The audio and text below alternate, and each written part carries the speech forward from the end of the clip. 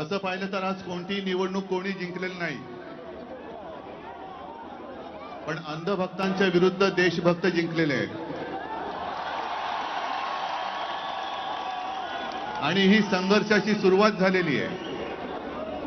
हा संघर्ष भाजप विरुद्ध भारत असा हा संघर्ष आहे.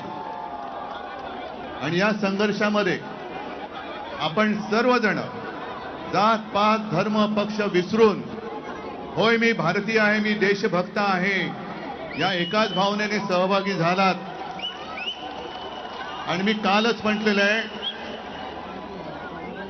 की एका झुरळाने हुकुमशहाला नमवलेलं आहे. हा खरा विष्णूचा अवतार आहे. हा खरा विष्णूचा अवतार आहे. आणि मला मोदीजींना सांगायचंय की मोदीजी, की आता तरी देशाकडे लक्ष द्या. हे तुमचे मंत्री त्यांचं काम सोडून पक्ष फोडण्यामध्ये बिझी आहेत. त्यांना म्हणा आता देशाचं काम करा. कारण अर्थमंत्री आपल्या निर्मलाबाई घसरत्या रुपयाबद्दल बोलत नाहीत, महागाईबद्दल बोलत नाहीत, पण पेपर फुटीचे फायदे समजून सांगतायत. राजनाथ संरक्षण मंत्री देशाच्या संरक्षणाची बोंब, पण धर्मेंद्र प्रधानच्या संरक्षणासाठी पुढे आलेले. आपले खड्डा मंत्री नाही, रस्ता मंत्री, ते इथेनॉलवरती बोलतायत. हा पुढचा विषय नक्की आहे. इथेनॉलवरती बोलतायत ते.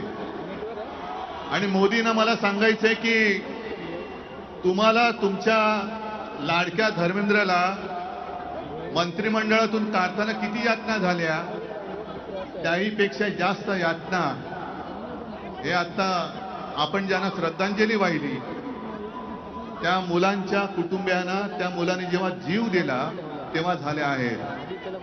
या यातना आम्ही विसरू शकत नाही, विसरणार नाही. फक्त एकच विषय की ठिणगी आता पडले, देशभर वणवा पेटलेला आहे. लगेच आम्हाला विचारतात काय हो, निवडणुकीला 3 वर्ष आहेत, निवडणुका गेल्या खड्ड्यात. कारण मोदींनी पाहिले मत चोरी करता येते, पण माणसं चोरता येत नाहीत, मन चोरता येत नाहीत. ही मन आता पेटलेली आहेत, पिसळलेली आहेत. ही ठिणगी जागतिक ठेवणं हे आपल्या सगळ्यांचं काम आहे.